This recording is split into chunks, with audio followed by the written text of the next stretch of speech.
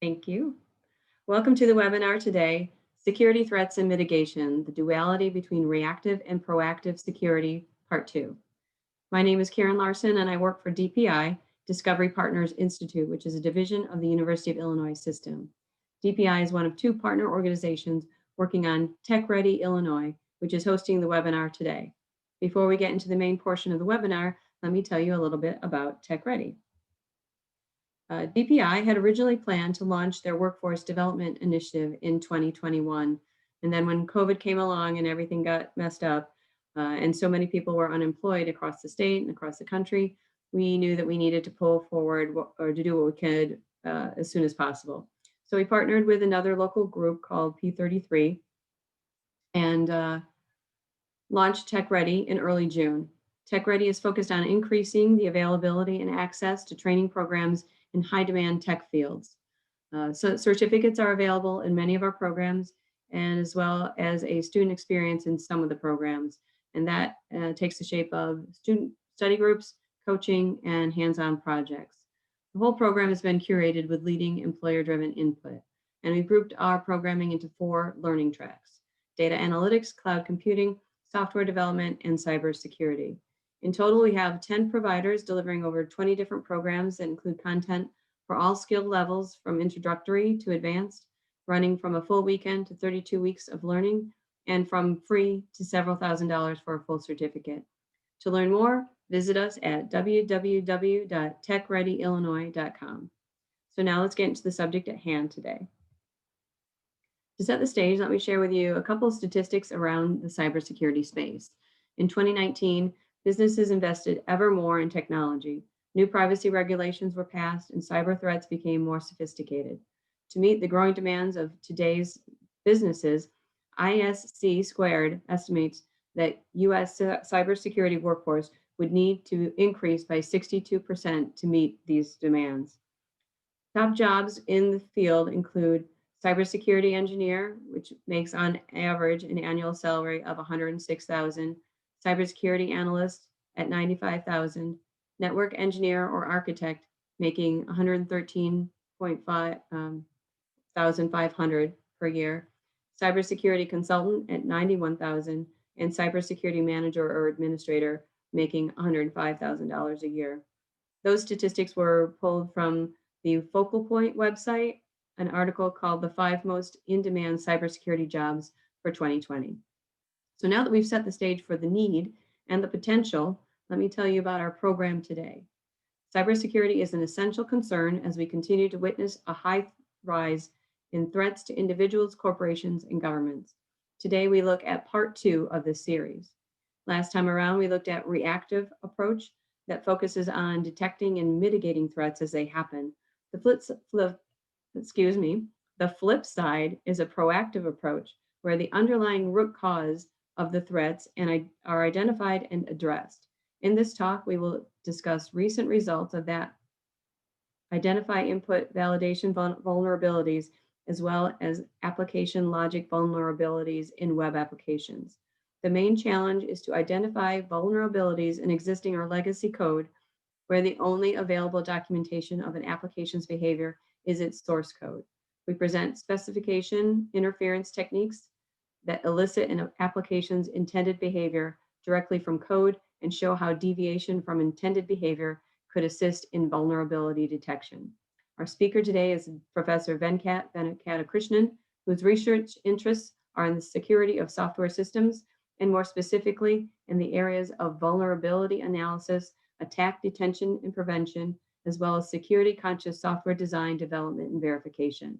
He received the National Science Foundation Career Award in 2009 and has received 4 Best Paper Awards at security conferences. For his research contributions, he received the University of Illinois Scholar Award in 2017, and for his contributions to education, he was awarded the Award for Excellence in Teaching in 2015, the highest university level teaching award. He received his PhD degree in computer science from Stony Brook University in 2004. Venkat is professor of computer science at UIC and is also the interim director of research at Discovery Partners Institute, where he leads DPI's R&D program. Please join me in welcoming Venkat Venkatakrishnan.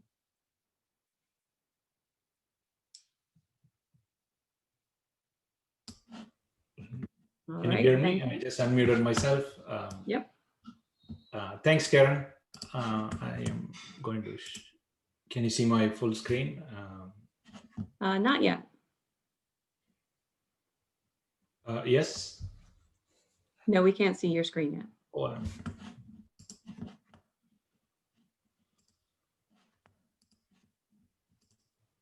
how about now? There we go. Perfect. Okay. So I'm going to talk about proactive security. If you may recall from last time, this is the second time I'm lecturing in this series, and we couldn't.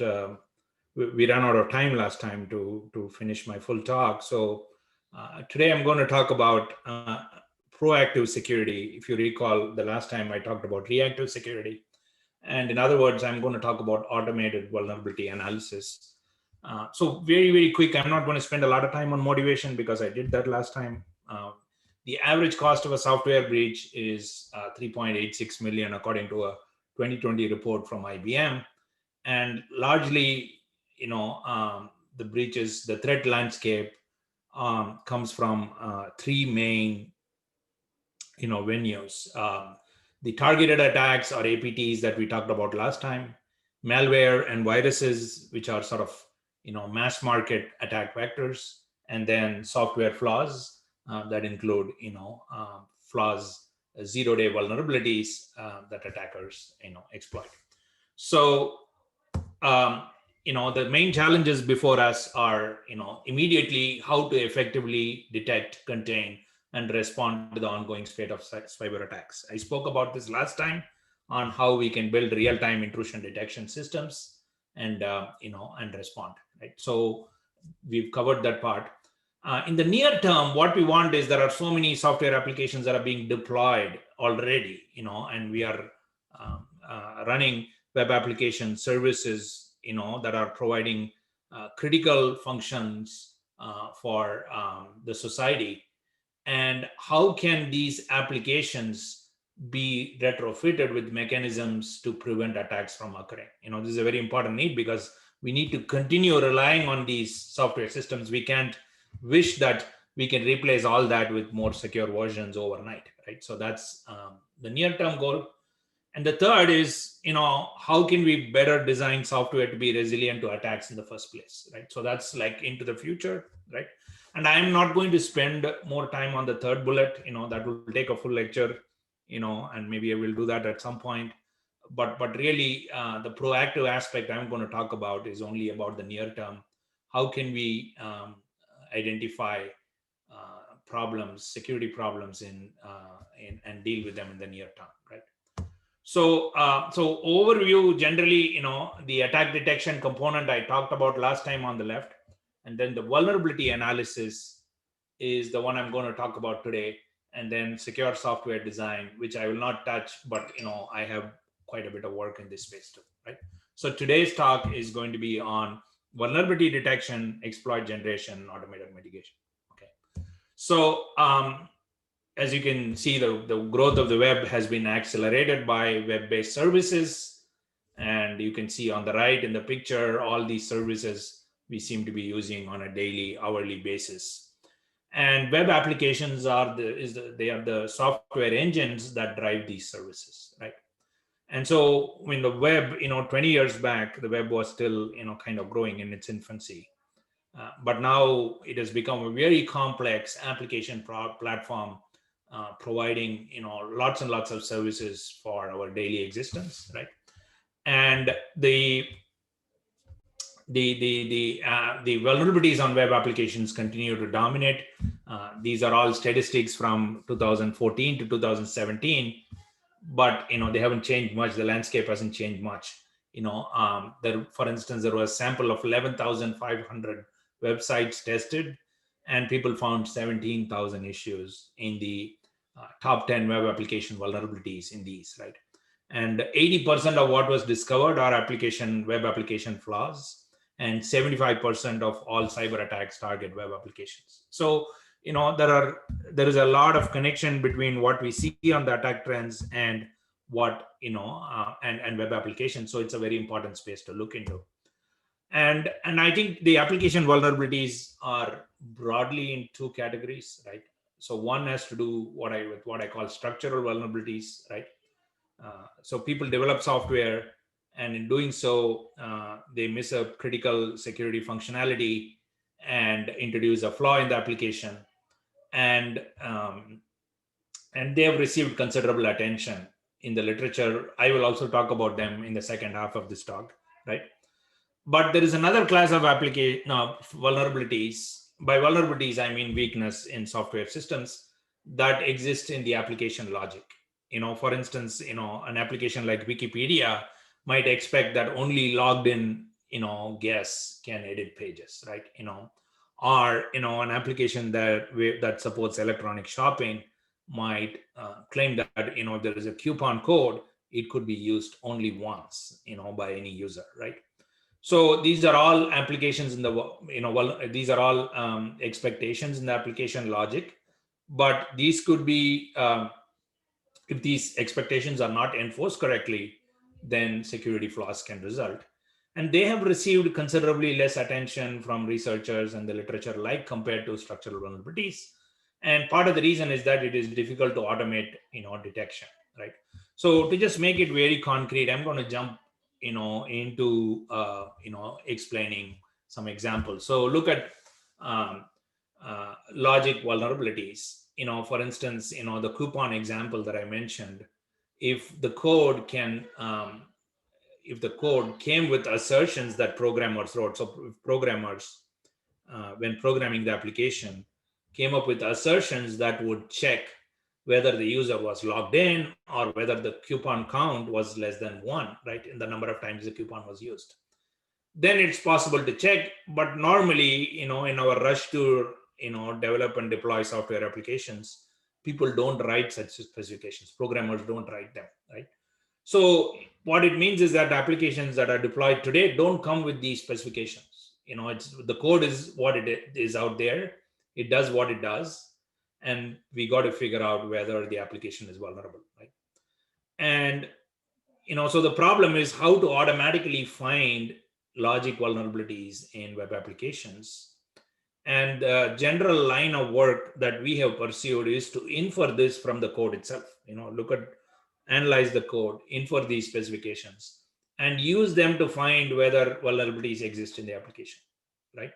And so there are two particular applications of this high-level idea, and this will become clear as I talk about the problem and how we approach it, right? And parameter tampering and authorization vulnerabilities. So just to give you some background of what I'm talking about, uh, the picture above shows a web application and a browser. So the application is something like CNN.com, that is receiving a request from a browser, from the user that's using a browser, like you or me, using a browser interact with a website like CNN or a shopping site like Amazon, right? And the web applications, when they receive the input from the user, they need to validate user supplied input, right? They need to make sure they are correct and reject those that are invalid. So for instance, if I'm shopping on a website, the website needs to check that if I'm providing my credit card number, the date month combination of the credit card number is valid, right? If it is invalid, that this could lead to a problem because so let's say somebody uses a date of February 31st, it's invalid, right? Or the credit card numbers usually have 16 digits, but if the number has more or less digits, these are all conditions that that the application expects to hold in the input provided by the user. Also, another thing is the expiration date of the credit card is not in the past, right? And the validation is typically done on the server. If CNN.com has its servers that host these web pages, and when the validation is being done, the user supplies the input, it goes to the website, the website returns back a message saying the input is valid or invalid, right? And that usually there is a round trip involved. Round trip as in the request goes to the application and then comes back So there is the round trip. In addition, there is also the load on the server in processing all these requests. So what people, the trend, in application development over the last 10 years is to actually run some code in the browser, on the browser side. Can you see my cursor? Yes, right? On the browser, and do the validation on the browser through the use of JavaScript. JavaScript, as you know, is a client-side technology. It is code that runs in your browser. So if there is code that runs and checks whether the credit card number is exactly 16 digits, then there is no round trip required to go to the server and come back, right? So which means the user sees the response faster. The server is not loaded with the validation requests, right? And and everything is good, right? So, just to make the example very concrete, I'm going to use a toy example here. Here is an application of a shopping website. From a shopping website, it's a toy example where the user enters, the number of the quantity for the parts that the user is buying. In this case, a mixer and a kitchen set. So one quantity each, and then chooses a credit card number from the drop-down box and writes the delivery instructions and presses submit, right? So when you press submit, what happens is that there is code that runs in the browser that validates the card, whether the card comes from these, drop-down menu, and then it also validates the quantities, whether they are positive, right? And if the validation is successful, then the inputs are sent to the site, to the actual website. This all runs in the browser, right? So nothing is communicated until the inputs are valid. And if the inputs are invalid, then the browser directly rejects the inputs, right? So I think everything is good, except that the client or the browser is an untrusted environment. Every user that interacts with the website, could potentially be an untrusted, user. And therefore, what this says is that the website needs to do this checks again when it receives them. It cannot simply rely on the browser to do the checks, right? So, so that's the validation can be bypassed. How can it be bypassed in the browser? You simply turn off JavaScript running in your browser, then you can submit anything to the website, right? So, so for instance, instead of supplying a quantity of 1, the user can supply a quantity of -4, right? Normally, the browser will reject this because we want the quantity fields to be positive, right? But since the JavaScript is disabled in the browser, when the user presses submit, it goes to the server. And if the server doesn't validate this, then security risks are there, right? And this is what we are going to find, right? So so what does the client do? The client needs to validate the field quantity and reject negative values, right? So if the quantity is 1, what happens on the server side? The total cost is the quantity multiplied by the price, right? So if say the quantity is 1, price is 100, the total cost of items in the shopping cart is cost plus 100, right? Existing cost is the cost of the existing products in the cart. Now, the server side needs to validate the quantity. If not, if the quantity supplied is negative, then look at what the equation becomes. Cost becomes cost minus 100, right? So if the server doesn't validate the quantity is always positive, the equation here is not valid. It becomes something like this. Cost, can lead to a reduction of the total cost if the quantity is negative, right? So our research ended up showing that these types of vulnerabilities are widely present in open source software and websites. And we developed techniques to find these, and I'm going to talk about a couple of examples and how we did this and a couple of examples. Okay, I hope that sets up. This is just the setup of the problem, right? I've not even come to the research. So this is what we are looking for. We're looking for application flaws where the user can supply quantities, the negative quantities and the like, and the application fails to check them. Okay, so so I think this is the formulation of the problem, right? There exists a typical relationship between what the browser does and what the server does, right? You can think of the browser as implementing a formula where it validates F client is the formula that's applied on the data supplied by the client. And the server is the formula that the server applies on the data that it receives. And we expect that the server should do at least as much validation as the client, if not more. If it doesn't do that, then a vulnerability exists. So if the client checks that the quantity should be positive, the server should at least check that. It can do more, but if it doesn't check that, then a vulnerability exists. So in other words, we can use the client as a specification to check the server. So you look at the client is in the code that runs in the browser, it's JavaScript, you can look at it, right? And you can see what the F client is. You can develop techniques to infer that. And then check whether the server does at least as much as F client, right? So the method is to compute F client and F server by analyzing the program and check for this relationship, right? So how do you formulate this mathematically? So U is the universal of all possible inputs, right? And in the green circle, F client are the set of inputs accepted by the client, right? And not of F client, which is shown in red, is the set of inputs rejected by your browser, by the client, right?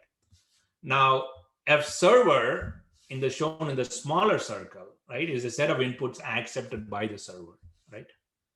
And what we want are inputs that the client would have rejected, and the server would accept, because these are inputs that would show that the application vulnerabilities exist. In other words, if you turn off the checking on the client, right, the JavaScript doesn't run and the inputs end up going to the server. And these inputs would have been otherwise rejected by the client, but these are accepted by the server. So we want to find inputs in the intersection of not of F client, the area in red, and F server. So this is this, if you can see my mouse, it is exactly this shaded area in the picture. The inputs we look for are there, and if we find one, then the application is vulnerable, right? Does it make sense? So we are trying to find inputs rejected that would be rejected by the client normally, right? But the client is malicious, so no JavaScript runs, and that intersect with the inputs that are accepted by the server. And if we find these inputs, then we have demonstrated that a vulnerability exists, and those inputs would actually be exploits. An exploit is a concrete demonstration of vulnerability.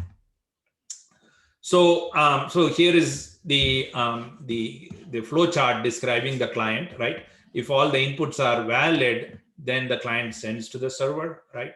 And if the inputs are invalid, so think of this as the flow chart of what the client does. Now, when the server accepts these inputs, right, and we can compute F client to be the condition, the logical formula that is the conjunction of all these conditions. And when the server receives these conditions, somehow the formatting is problematic when I do full screen. I don't know why. So when the server does this, the server accepts an input, then all these conditions, the conjunction of it is F server, right? And we are looking for not of F client and not F server. So we want to generate input that reaches a sensitive operation on the server like this, but are rejected by the client, right? So, so in other words, what we want are solutions to the formula not of F client and F server, right? And if the server checks, doesn't check the quantity, and the client checks the quantity is positive, not of F client would be quantity less than 0, and a solution to this formula will give us quantities of -1, -2, and so on, and those are quantities that will show that our application is vulnerable. So what we do is basically we analyze the client code, we analyze the server code, we generate the formula F client, we generate the formula F server, we do not of F client and F server, and the solutions would give us the exploits, right? So we do this in a black box fashion in a tool called NoTamper, where we don't have access to the server side code, and in white box fashion where we have access to the server side code called WAPTech. So basically, when a web page that is there, we visit, let's say, a popular website, we can extract the formula for the client from the web page directly by analyzing its code. and and then we generate inputs, and we provide those inputs to the application. The application produces a trace, and by analyzing the trace, we can compute F server. And when the inputs are successful, then we can compute not of F client and F server and do this whole iteration again. So the whole architecture is geared towards finding solutions to not of F client and F server. Okay. So I will not go into the details of what we do into into inferring these formulas F client and F server. I hope I've given the high level idea. We analyze the JavaScript and do that, and we develop techniques to do that. And F server is the set of inputs that reach the sensitive operations on the server, and the conjunction of all those conditions. So and there are a number of underlying techniques that we develop that I'm not going to talk about. But let us say we are successful in generating the inputs to not of F client and F server. What do we get? We analyze this on 8 open source applications and 5 live websites, right? And what we found are 45 exploits or inputs that demonstrate that these sites or applications are vulnerable, right? And these are all the confirmed number of exploits in each of these, right? Confirmed number of vulnerabilities. And so I'm going to talk about a couple of examples. Selfreliance.com is an online banking site which allows transfers from one account to the other. And so the client side, what the website checks is whether the account number comes from the drop-down box, and the account number it goes to also is in the drop-down box. And the server side doesn't check whether these accounts are actually valid account numbers. It just simply transfers the money from the from account to the to account, right? So what we found is that there is an arbitrary money transfer vulnerability that is unauthorized in this website. So what this means is that an attacker can transfer money from unrelated accounts. The account numbers are hardly a secret, right? The checks contain them. So which means that one is able to transfer money from any valid account number in the branch to any account number. We found this vulnerability using our tools. We reported this to the bank, and the bank froze this feature for 24 hours. And the ESP Solutions, the software provider, patched this software and also the software used by 350 other banks in the US. So this vulnerability was fixed for all the customers of these banking institutions, and then the site was alive again. So as you can see here, in fact, one of my students was able to transfer $1 from his parents' account to his account in an unauthorized fashion. Of course, we told his parents about it and all that, but just to demonstrate the flaw, we showed that those unauthorized transfers are possible. And this made the bank take very quick notice. They froze the feature for all the banks across the US and fixed this flaw, right? So here is another example of codemicro.com. This is very similar to the running example I mentioned. So the quantity field could be negative, right? And so the server doesn't check whether the quantities are negative. So it simply computes the total price as the quantity 1 times price 1 plus quantity times price 2. So the vulnerability is that quantities can be negative, but it turns out that we cannot simply have a credit if the total cost is is actually negative. But what we can do is add items to the cart to drive the price as close to $1. So for instance, if there is an item of price $100 and a second item priced $500, quantity 1 could be -4 and quantity 2 can be 1, and the total is then still $100, a rebate of $400 on the price of 2. So we could add many. So we found this in an actual website, codemicro.com, which is a hardware vendor that supplies parts. And we found this flaw. We were able to demonstrate this flaw. We reported this to them. Again, they disabled all client-side validation. and fixed this in 24 hours, and the site was secure from this vulnerability at that point onwards. So here are two, and we found many others. So there is another software called DCP Portal where we found a similar flaw. I'll just skip the details of it, but you get the idea, right? So we can, that allows creation of imposter accounts on the website. That's the flaw. So I think we did this couple of papers. We made a lot of impact, and then this led to a whole research program in many ways, right? So we asked how to make the client and server in sync with respect to security checks, right? And so the idea was to the solution was to come up with a way to write server code and automatically synthesize the client code from the server. So this was a paper that we wrote, right? And then how can we use web frameworks for prevention, right? And we looked at the Ruby on Rails architecture, and where the developers can write the server-side validation code in a small analyzable Ruby subset.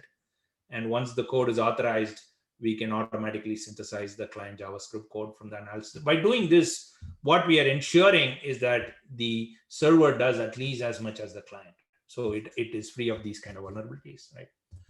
And how are mobile applications? And we found that mobile applications are also similarly vulnerable. We wrote a paper on that. What are other threats to banking systems? And we explored this in another paper on remote deposit vulnerabilities in banking applications. And then how to stop attacks against live websites that may have this vulnerability. We looked at the idea of inserting proxies that do this checking. Proxies inserted between the client and the server that actually do this type of checking so that websites are not vulnerable. Because that addresses the question, okay, if my site didn't have all the protection, how can I still be safe against these type of attacks? And we came up with a solution and a paper there. So as you can see, we wrote a number of things. A couple of PhD students wrote their dissertations based on these papers, right? And we also looked at the problem of web application authorization. I just want to keep an eye on the time. 12:39. So I'll speak for a few more minutes, right? And we looked at the problem of authorization, which is about whether the user that is accessing a web application has the rights to perform any action that he or she wants to do. As you can see, in the banking case, a user doesn't have the right to transfer money from an account that they do not own, right? But that happens. So this is a problem of authorization and not just the problem of the server checking, but the right authorization model. So we looked at a set of techniques to infer, the authorization rules from an application and try to see if they are vulnerable. And what can happen if the application does not enforce authorization rules is that there could be privilege escalation. And privilege escalation is of two kinds. Vertical privilege escalation, where a user goes from an ordinary user to an administrator, right? And there is also another problem called horizontal privilege escalation, where a user acquires the privileges of another unrelated user. And we developed, so this is the horizontal privilege escalation is what happens in the banking example. Vertical privilege escalation happens when any user is able to go from ordinary user to administrator. So in effect, that user can do, can assume the privileges of all the users in the system, because usually administrators have all privileges. So we looked at techniques to identify both horizontal and vertical privilege escalation, right? And the same idea of inferring specifications from the code and looking for vulnerabilities as a problem of consistency, across the entire application. So I will skip the kind of the details in it, but here are some of the vulnerabilities that we found. Here 66 previously unknown zero-day vulnerabilities. By zero-day, what we mean is these vulnerabilities people didn't know about them before, and we found them. So and those are zero-day vulnerabilities are important because we don't continue to think that the applications are safe, but a concrete demonstration that they are vulnerable and they get patched fairly quickly, and so on. So and then we found all these vulnerabilities. There was also interest from Facebook researchers to apply this system to their code, but somehow we couldn't continue this collaboration because my student had to graduate and she went to work for another firm. So, and we identified a number of vulnerabilities as well. And in these cases, we were not merely content with just identifying the flaws, but we wanted to demonstrate, just like the banking example, an actual input, an actual transfer that would show that the vulnerability exists and it is not just a false alarm, right? And so that comes the problem of exploit generation, which is about showing that a vulnerability exists through actual demonstration. So here is an example of an application where you view the item, add it to the shopping cart, and you check out. And let us say there is a vulnerability in the checkout page. And the workflow requires that the application starts at the index page, goes to the view item page, and then to the shopping cart, and then to the checkout. So you need to add these items to the shopping cart and then checkout, right? So there is a workflow that is being followed by the user when reaching the checkout. But our goal is to do automated analysis and exploit generation. So how do you get an automated tool to do all this, right? It's like a robot trying to find the vulnerability that exists in the checkout page, but it needs to do all the actions that a human does in order to get to the checkout page. So we developed techniques to actually do this type of automation. And we wrote 2 papers on that. One is a paper called Chainsaw, which looks at the problem of generating the workflow-based exploits. And then more recently, we wrote a paper called Navex, which scales this to several million lines of code, applications, several million lines of code. In fact, the second paper won the Distinguished Paper Award at the flagship security conference, Usenix Security. We found hundreds of exploits in all these applications: Wikipedia, MediaWiki, Drupal, Joomla, WordPress, HotCRP. This is a system for reviewing papers, line surveys. So you can see that we found and made contributions to the security of many open source applications. I'll skip the details of how we do this. In another day when we have more time, we can do that. But I hope it gives you an idea of the flavor of what we have done in this area. And more generally, I think the current state of automation is such that we only cover a small fraction of the vulnerabilities. They are missed by tools for the most part, right? And so what we want to do is to take humans in help, humans like a programmer or an expert hacker, and see whether we can expand the scope of, automation.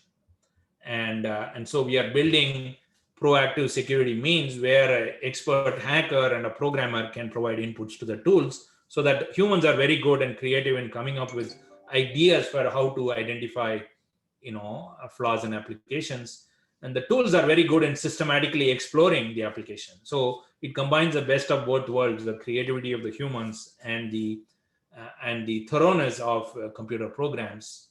And it can work both ways, where the cyber reasoning system, I call that CRS, can assist the human who's looking for vulnerabilities. And the other way is that the cyber CRS takes the lead, but it consults with the human.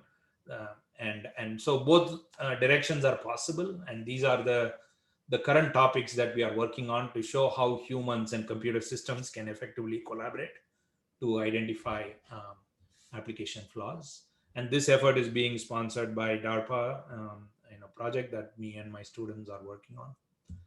And what we want is to get here, right? Basically, the current automated analysis tools are here in this. So if you look at this, is where from the 80s we have progressed. This is where we are, and the coverage of the analysis is nowhere near 100%. But what we want is to push the collaboration between the human and the machine to getting there, and that's the overall goal of our current efforts. So with that, I just want to come back to the original topic of the synergy between proactive and reactive, right? So the reactive technologies are ones that are detecting attacks here and now, right? And the proactive technologies are finding the flaws, fixing them, so that tomorrow's attacks don't occur, right? And so there is a nice synergy between these two topics. The reactives, lines of work can inform the proactive lines of work. How do you identify targets in an application? And this is something that the existing defenses can inform. How to narrow threat identification efforts, how to handle input, how to deal with input handling triggers. All these are things that the reactive system knows well, and it can inform the proactive, right? The proactive system, allows for metric driven defense placement, right? Where to place your defenses if you are, have a limited budget for where you can put your security. uh, Proactive efforts can also identify the cost benefit analysis of security investments, right? And also the proactive efforts can trade some visibility for broader assurance from reactive efforts, right? So more broadly, we can ask the question: how do analysis tools inform deployed reactive technologies? And conversely, we can ask: how do deployed security technologies inform analysis tools? So there is a lot of synergy between these two topics, and my work, it addresses both these and the synergies therein. And this is how we want to address the security of the cyber world, and and keep the bad guys from winning. And with that, I will just stop. And it was nice to have the opportunity to present before all of you, and I would be happy to answer any questions. Thank you, Venkat. It's a small group today, so if anyone has a question for Professor Venkatakrishnan, please go ahead and unmute yourself and jump in with your question. I've written down a couple, but would like to defer to our guests.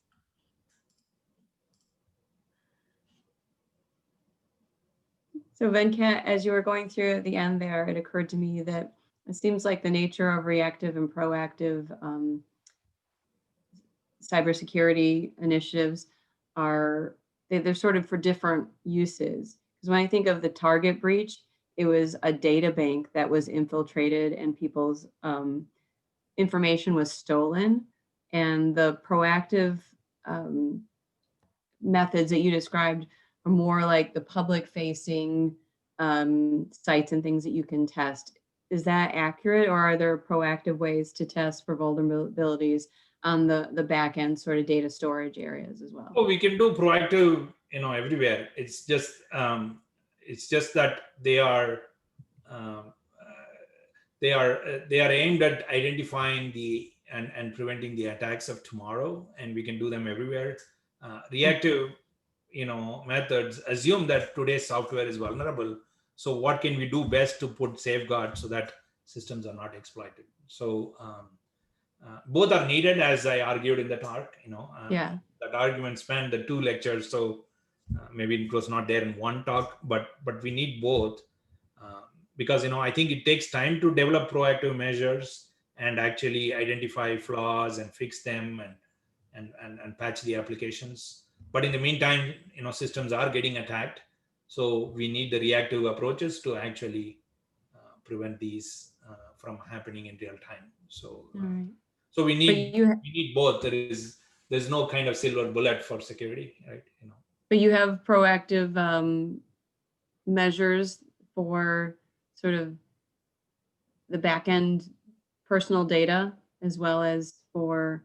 Oh yeah, proactive measures. My work spans the analysis of the code, but there are techniques for that people use in operations that actually also involve proactive analysis of security configurations, right? So how data stores are configured, are there any vulnerabilities there? How can we tighten? How can we implement, for instance, need to access policies? So which is really, does this individual or does this account require the access? If not, just by default turn off all the accesses for these accounts, like things like that. So part of the thing is that many of these controls are not configured correctly, and that leads to flaws, either that are exploited through some insider or somebody who gains access from the outside. But proactive techniques are there. It just requires time, effort on the part of the organization to go after these flaws proactively.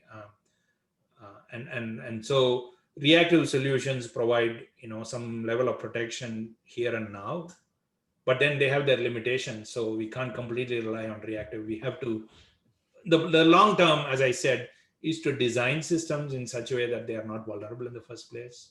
But since we are only playing catch up, with the existing systems developed and deployed in the first place, I think a combination of proactive and reactive is all that we can do. I guess one other question I have is my understanding of cyber security is that it really uses all of the tools of information technology. Are there specific tools that are used more than others, like certain computer languages or so in the web world, a good number of open source and popular websites are use PHP and JavaScript for the client side and PHP, but also it's not uncommon to see Microsoft technologies and also Python and various others being used as well. But I think PHP is still the most popular server-side platform for web applications. So if somebody were interested in getting into that area, that would be an area to learn. Yeah, I mean, in terms of development, yes. But for looking for security analysis, I think knowledge of various technologies, whether it's web application firewalls or application vulnerability scanners, fuzzers, black box, testing tools.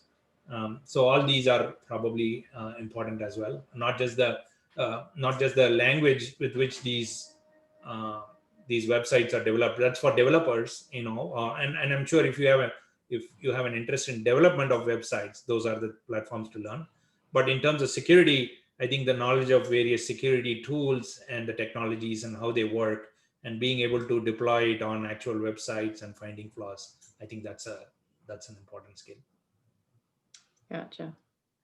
I have a couple slides here at the end to share. Sure. All right. At TechReady, we have a few programs in cyber that I want to make sure you're aware of. Found at the end means foundational skill building, and interim means it's an intermediate level course. So currently we have certificate in A+ Network Plus Cyber at Illinois Tech. Next session is to start in January. I think their semester dates have been adjusted recently. It's sort of mid-month. We have a Cisco Cyber Essentials course at City Colleges of Chicago, which is a foundational course. They have rolling admission. The requirements are that you are over 18 and are a resident of Chicago. Cybersecurity Bootcamp is also a City Colleges program, developing foundational and intermediate skills. And there will be another session of that coming up soon. And the fourth one I wanted to highlight is IT Business Leadership Bootcamp through IC Stars that develops foundational skills. It's a 2-year program for low-income adults. And then our next webinar is coming up next Wednesday. The topic is Systems in the Age of Big Data with Professor Balaji Vamanan. So thank you for coming. And if you have any comments on programs that you would like to see or topics that you would like to see, please email us or at hello@techreadyillinois.com, or you can tell us in the chat or just open up your mic and unmute yourself. And that's about it. I'm going to go ahead and stop the recording. Oh, there's a couple of questions. Do we have time?